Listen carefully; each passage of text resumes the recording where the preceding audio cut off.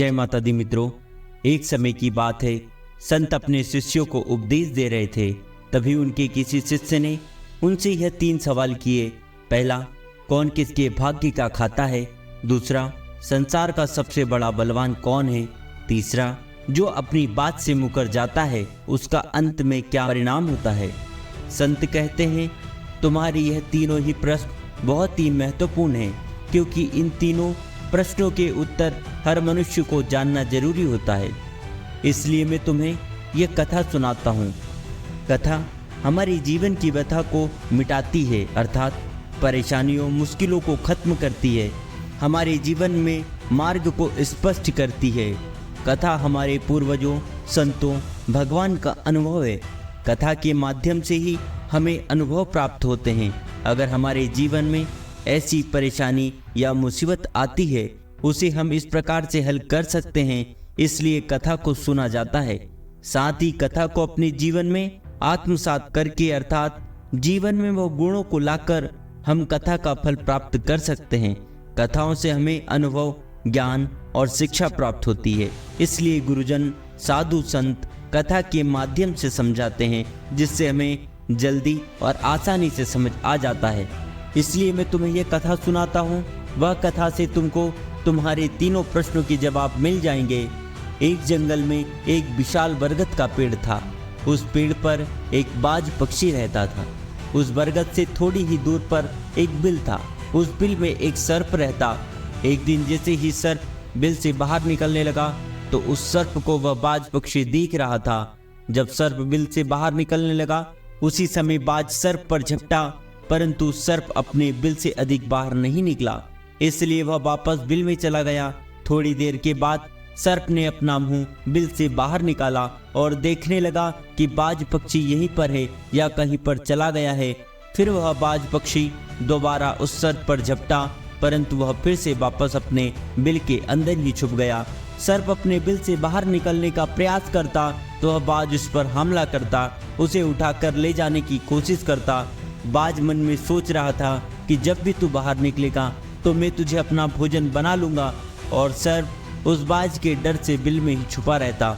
जब सर्प को बिल में रहते हुए काफी समय हो जाता है, तो वह मन में विचार करने लगता है कि यदि राजा विक्रम कहीं से आ जाएं, तो वह दूसरों के कष्टों का हरण करते हैं, और राजा विक्रम ही ऐसे हैं जो मुझे इस बात से बचा सकते हैं। राजा विक्रम को याद करता हुआ वह सर्प उस बिल में छुपा रहता है, और जो भी मार्ग से निकल कर जाता तो उसे सर्प कहता, भाई कोई मेरी बात राजा विक्रम तक पहुंचा दो, मुझे राजा विक्रम से मिला दो, मैं उसका जीवन भर एहसानमंद रहूंगा। फिर एक दिन राजा विक्रम, जो दूसरों के दुखों को दूर करते थे, वह जंगल में जा रहे थे और उसी मार्ग से निकल कर जा रहे थे। तभी सर्प को पता चला कि रास्ते से कोई जा रहा है, तो वह सर्प बिल के अंदर से ही कहने लगा, भाई कोई मुझे राजा विक्रम से मिला दो, मैं उसका जीवन भर एहसानमंद रहूंगा। यह बात जब राजा विक्रम ने सुनी तो राजा विक्रम कहने लगा, क्यों भाई, आपको राजा विक्रम से क्या काम है? तो सर्प कहने लगा, भाई राजा विक्रम दूसरों के दुखों का हरण करते हैं, और मैं बहुत दिनों से इसी बिल में पड़ा हूँ, मैं बहुत दुखी हूँ। यदि मैं इस बिल से बाहर निकला तो इस वृक्ष पर एक बाज पक्षी का निवास है। वह बाज मुझ पर उसी समय हमला करता है, इसलिए मैं इस बिल से बाहर नहीं निकलता हूँ, और ना ही मुझे कुछ खाने को मिलता है। ऐसे ही मैं अपना जीवन व्यतीत कर रहा हूँ। राजा विक्रम कहने लगे, हे सर्पराज, मैं ही राजा विक्रम हूँ, बताओ तुम्हारे कष्ट का निवारण कैसे करूँ? तो सर्प कहने लगा, महाराज आपको जैसा उचित लगे ऐसा ही कीजिए, लेकिन मेरा इस बात से पीछा छुड़ा दीजिए, नहीं तो यह एक दिन मुझे मार डालेगा। राजा विक्रम कहने लगे, हे सर्पराज, तुम कहो तो मैं तुम्हें इस वन में कहीं दूर छोड़ दूं। सर्प कहने लगा, महाराज जब आप मुझे दूर छोड़ने जाओगे तो यह बाज हमें देख लेगा और वहीं पर जाकर फिर से बैठ जाएगा और मौका मिलते ही मुझे मार डालेगा। राजन, आप मुझे कुछ समय के लिए आपके अंदर में बैठा लीजिए, आप पेट में बैठने के लिए मुझे स्थान दे दीजिए। जब इस बात को पता ही नहीं चलेगा कि सर्प कहाँ गया, और मैं तुम्हारे साथ इस वन से बहुत दूर चला जाऊंगा, और जाने के बाद मैं तुम्हारे पेट से बाहर आ जाऊंगा। राजा विक्रम कहने लगे, ठीक है, आज आप मेरे पेट में प्रवेश कर जाइए राजा विक्रम अपना मुंह खोल देते हैं और वह सर्प राजा विक्रम के पेट में प्रवेश कर जाता है और राजा विक्रम के पेट में जाकर वह बैठ जाता है। जब राजा विक्रम वन में आगे गए और आगे काफी दूर पहुंचने के बाद उस सर्प से कहने लगे कि हे नागराज, आप मेरे पेट से बाहर आ जाइए। अब यह सुनसान वन है, इसमें कोई बाज आपको परेशान नहीं करेगा। यह बात सुनकर नागराज कहने लगे, नहीं महाराज, मैं अब आपके पेट से बाहर निकलने वाला नहीं हूँ। राजा विक्रम ने कहा, क्यों भाई?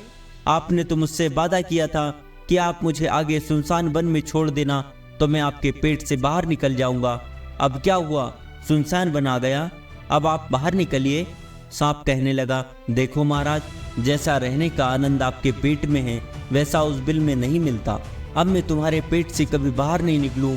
राजा विक्रम मन में सोचने लगे, यह तो बड़ा ही दुष्ट सर्प है, अब मैं क्या करूं? और उसके जहर के प्रभाव से महाराज विक्रम के पूरे शरीर से कोट फूटने लगा। राजा विक्रम मन में सोचने लगे, यदि राजधानी को वापस जाऊंगा तो यह अभी संभव नहीं, क्योंकि मैं इस वक्त कोड़ी हो गया हूं और मुझे इसी वन में रहकर इस नागराज से भी छुटकारा पाना है। यह सोचकर महाराज एक पेड़ के नीचे झोपड़ी बनाकर सो जाते हैं। उसके शरीर से कोट टपकने लगा और बदबू आने लगी, जो कि सर्प का जहर था। सर्प कुंडली मारकर राजा विक्रम के पेट में बैठा हुआ था। राजा विक्रम उस वन में पड़ी हुई एक कौड़ी की हालत में है। अब इधर उन्हीं के समय एक प्रसिद्ध जनपद था श्रावस्ती, और श्रावस्ती नगरी के महाराजा थे ताम्रध्वज महाराज। ताम्रध्वज की 3 पुत्रियां थी और राजा ताम्रध्वज बड़ा ही अभिमानी राजा था। फिर एक दिन उसने अपनी 3 बेटियों से पूछा कि बताओ बेटियों, तुम किसके भाग्य का खाती हो? फिर उनमें से 2 बेटियां तो राजा के डर से कहती है, पिताजी, हम तो आपके भाग्य का ही खाते हैं। परंतु उनमें से राजा की एक चित्रलेखा नाम की बेटी थी। वह चित्रलेखा अपने पिता ताम्रध्वज से कहती है कि नहीं पिताजी, मैं किसी का भाग्य का नहीं खाती हूँ, मैं तो केवल अपने भाग्य का खाती हूँ। उस बेटी की बात सुनकर राजा को बहुत क्रोध आया और राजा ने उसी समय नाई और ब्राह्मण को बुलाया। नाई और ब्राह्मण को कहने लगा, इन दोनों बेटियों का रिश्ता तो आप किसी राजा के यहाँ करके आइए, और यह बड़ी वाली बेटी है, इसका रिश्ता किसी कूड़ी कलंकिया जिसके हाथ पैर नहीं हो उसके साथ करके आइए। फिर राजा का आदेश मिलते ही नाई और ब्राह्मण उन 3 बहनों का रिश्ता करने के लिए चल दिए। उन्होंने राजा की दोनों बेटियों का रिश्ता तो राजवंशों में कर दिया, परंतु तीसरी बेटी के लिए वर ढूंढते ढूंढते उसी वन से निकल कर जा रहे थे जिस वन में राजा विक्रम अपनी झोपड़ी में कौड़ी के रूप में पड़े हुए थे। उनके शरीर से कोड़ बह रहा था। तो राजा विक्रम को देखकर नाई और ब्राह्मण आपस में कहने लगे, इससे अच्छा तो कोई व्यक्ति हमें नहीं मिलेगा, इसलिए इसी के साथ राजा की लड़की का संबंध करके चलते हैं। फिर राजा विक्रम के साथ ताम्रध्वज की लड़की चित्रलेखा का विवाह तय कर दिया। राजा ने बहुत ही जल्दी चित्रलेखा को उस वन में ले जाकर वहीं उस कौड़ी राजा विक्रम के साथ उसका विवाह संपन्न कर दिया। राजा विक्रम जैसे महान पराक्रमी राजा समय की चपेट में आ गए और एक कौड़ी का जीवन गुजार रहे थे। वह लड़की बड़ी ही पतिव्रता थी। वह अपने पति राजा विक्रम की सेवा करती और वह दोनों छोटी बहनें वह बड़े बड़े राजाओं के घर में गई थी तो वह आराम की जिंदगी जी रही थी, लेकिन चित्रलेखा राजा विक्रम के साथ दुखी जीवन काट रही थी। कहते हैं जो नियम और सिद्धांतों पर रहता है और जो धर्म का पालन करता है, ईश्वर हमेशा उसे आनंद प्रदान करता है। इसलिए जब उस झोपड़ी में रहते रहते चित्रलेखा को राजा विक्रम के साथ बहुत दिन बीत जाता है तो झोपड़ी के पास एक पीपल का वृक्ष था। उस पीपल के वृक्ष के नीचे एक दूसरा सर्प का बिल था। जो एक दिन राजा विक्रम सो रहे थे और रात्रि का समय था और चित्रलेखा महाराज विक्रम की सेवा कर रही थी। उसी समय उस बिल से एक सर्प बाहर निकलता है और वह बाहर निकलकर जो राजा विक्रम के पेट में सर्प था उससे कहने लगता है, अरे दुष्ट, अपने वचन से मुकर गया। तूने तो महाराज विक्रम से कहा था कि दूर वन में जाकर तुम्हारे पेट से बाहर निकल जाऊंगा और तू ऐसे परोपकारी राजा के पेट में जाकर बैठ गया। तुम्हारे जहर के कारण राजा के पूरे शरीर से कोड़ निकल आया। अरे तुझे शर्म नहीं आई कि तूने कितना गलत काम किया है, क्योंकि इतने समय में राजा विक्रम न जाने कितने ही जीवों का दुख दूर करते। वह आगे कहता है, यदि कोई सुन रहा हो तो मैं तेरे मरने का उपाय बताता हूँ। यदि कोई गंगा जल लाकर इस राजा को पिला दे तो तेरे उसी समय 100 टुकड़े हो जाएंगे और मल के रास्ते से बाहर निकल जाएगा। अब राजा के पेट के अंदर बैठा हुआ जो सर्प था वह दूसरे सर्प से कहने लगा कि तेरे जैसा भी मैंने कभी देखा नहीं। धन के खजाने पर कुंडली मारकर बैठा है। यदि यह धन मानव समुदाय के कल्याण के लिए लगाया जाता, इससे न जाने कितने मानवों का भला होता। मैं भी तेरे मरने का उपाय बताता हूँ। यदि कोई सुन रहा हो तो एक पीपा तेल गर्म करके तेरे बिल में डाल दे, उसी समय तू नष्ट हो जाएगा। और इस बिल वाले स्थान की खुदाई करेगा तो यहाँ पर अपार धन संपत्ति निकलेगी। इस बात को चित्रलेखा बड़े ध्यान से सुन रही थी। चित्रलेखा के मन में विचार आया, यह राजा विक्रम है और इनके पेट में एक सर्प बैठा हुआ है। इस कारण महाराज के शरीर से कोढ़ निकल रहा है। एक संत के आश्रम में पहुंचती है और उन संत से कहती है, महात्मा मुझे एक गिलास गंगा जल की आवश्यकता है। संत ने कहा, बेटा तुम कौन हो और गंगा जल का क्या करोगी? तो वह चित्रलेखा कहने लगी, हे मुनिवर, मैं राजा ताम्रध्वज की बेटी चित्रलेखा हूँ और मेरे पति के लिए मुझे दवा के रूप में गंगा जल चाहिए। उस संत ने उसे एक गिलास गंगा जल दे दिया। अब चित्रलेखा गंगा जल लेकर जल्दी ही महाराज विक्रम के पास पहुंच गई और पहुंचकर महाराज विक्रम से कहने लगी, महाराज यह दवाई आपके कोढ़ को सही करने के लिए, आप इसे ग्रहण कीजिए। राजा विक्रम उस गंगा जल को पी गए और जैसे ही राजा विक्रम ने उस गंगा जल का पान किया तो उस सर्प के उसी समय 100 टुकड़े हो गए जो पेट में था। वह सर्प नष्ट हो गया। वह धीरे धीरे राजा के शरीर से मल के रास्ते बाहर निकल आया। अब तो राजा का कोढ़ धीरे धीरे सही होने लगा और कुछ ही दिनों में राजा का कोढ़ बिल्कुल सही हो गया। राजा का पूरा उपचार हो गया। राजा पहले की तरह स्वस्थ हो गए। अब राजा विक्रम से चित्रलेखा कहने लगी, महाराज मैं एक स्त्री हूँ, इस शहर में नहीं जा सकती हूँ। आप शहर में जाइए और एक पीपा तेल लेकर आ जाएं। महाराज विक्रम कहने लगे, चित्रलेखा उस तेल का तुम क्या करोगे? चित्रलेखा ने कहा, महाराज आप पहले तेल का पीपा लेकर आइए, फिर मैं आपको बताऊंगी। फिर चित्रलेखा की बात सुनकर राजा विक्रम बाजार में जाते हैं और वहां से एक पीपा तेल लेकर आते हैं। फिर चित्रलेखा वहां आग जलाती है और उस आग पर उस तेल को गर्म करती है। गर्म करके उस सर्प के बिल में खाली कर देती है। जैसे ही उस बिल में गर्म तेल डाला गया तो सर्प की मृत्यु हो गई। राजा विक्रम से चित्रलेखा कहने लगी, महाराज इस स्थान को खोद दीजिए। फिर राजा विक्रम ने जब उस स्थान की खुदाई की तो वहां से अपार धन संपत्ति निकली। चित्रलेखा कहने लगी, महाराज देखिए मैं जानती हूँ आप जय नरेश राजा विक्रम हैं, परंतु मेरे पिता ने मेरा अपमान किया और मुझे एक कोड़ी को दान दिया था, परंतु मैं मेरे भाग्य का खाती हूँ, इसीलिए इस स्थान पर मेरे पिता का जो महल है उससे अच्छा महल बनना चाहिए। राजा विक्रम कहने लगे, चित्रलेखा तुम कैसी बातें कर रही हो? हम नरेश हैं, भला यहाँ पर महल क्यों बनाएंगे? आप उज्जैन नगरी को चलिए। परंतु राजा विक्रम के कहने पर भी चित्रलेखा नहीं मानी। फिर राजा विक्रम ने उस वन में एक शानदार महल का निर्माण करवाया। इस संसार में सबसे बलवान समय होता है और कोई बलवान नहीं होता।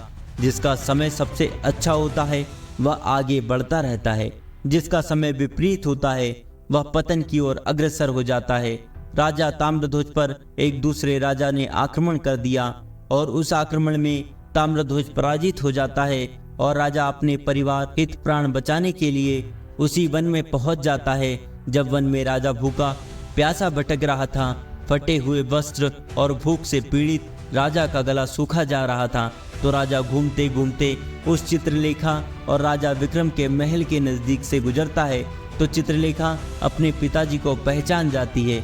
चित्रलेखा ने अपने एक सेवक को भेजा और सेवक भेजकर महाराज ताम्रध्वज गंदी हालत में थे, उनके पास वस्त्र भी नहीं थे, उन्हें बुलवाया। ताम्रध्वज ने सोचा कि यह ना जाने कौन है और हमें क्यों बुला रही है। राजा ताम्रध्वज उस लड़की के पास पहुंचे, लड़की को पहचान लिया। चित्रलेखा ताम्रध्वज से कहने लगी, पिताजी मैं वही चित्रलेखा हूँ और मैं आपसे यह कहती थी मैं अपने भाग्य का खाती हूँ। देखिए मेरे ही भाग्य का खाती हूँ, आपके भाग्य का नहीं खाती हूँ। आपने मुझे एक कौड़ी को दिया था, परंतु मेरे भाग्य में तो एक सम्राट लिखा था। देखिए पिताजी मैं उज्जैन नरेश राजा विक्रम की पत्नी हूँ। राजा ताम्रध्वज मन में विचार करता है और अपनी उस लड़की से अपने अपराध के लिए क्षमा मांगता है। और इस संसार में सबसे बड़ा बलवान समय है और हर कोई व्यक्ति किसी दूसरे के भाग्य का नहीं खाता है।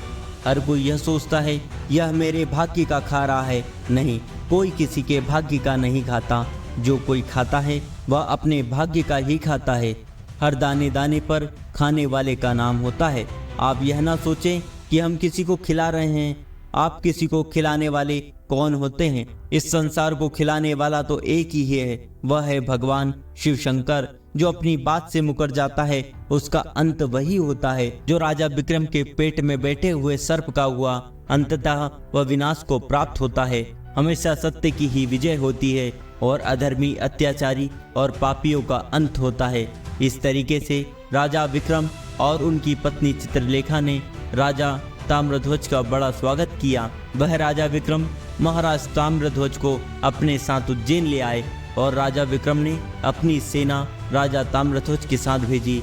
और जिस राजा ने ताम्रध्वज को पराजित किया था उससे अपना राज्य वापस पा लिया। जिसकी किस्मत अच्छी होती है, जिसके कर्म अच्छे होते हैं, उसे ईश्वर कहीं ना कहीं से देता है। हम और तुम तो अपने परिवार का पालन करने में हिचक जाते हैं, लेकिन इस संसार का पालन करने वाले को देखिए, वह पूरे संसार का हर जीव जंतुओं का ध्यान रखता है।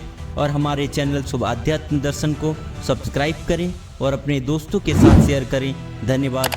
कमेंट में बताएं वीडियो आपको कैसी लगी।